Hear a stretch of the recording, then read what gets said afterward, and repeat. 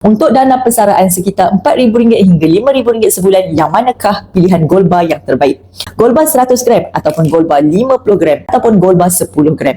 Tuan-tuan boleh save dan share video ni untuk rujukan akan datang.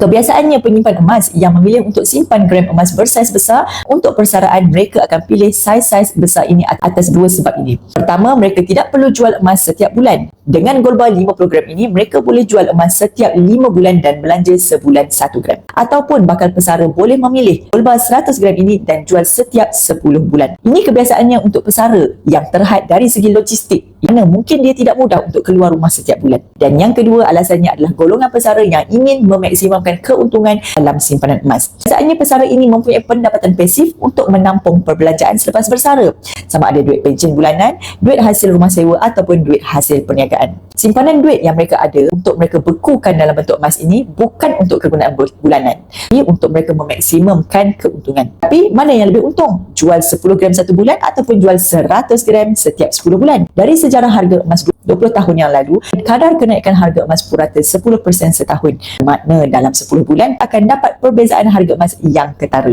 Jika tuan-puan mampu untuk pergi ke branch Public Gold dan jual emas setiap bulan, bermakna gold bar 10 gram setiap bulan lebih menguntungkan daripada menjual gold bar 100 gram selang 10 bulan. Jadi bagi yang berminat untuk alihkan sebahagian tabung untuk persaraan ke dalam bentuk emas fizikal seperti ini, tuan-puan boleh isi beg biru di bawah ataupun rujuk link di bio saya untuk daftar akaun emas Public Gold. Saya akan bimbing tuan-puan memulakan journey menyimpan emas di Public Gold.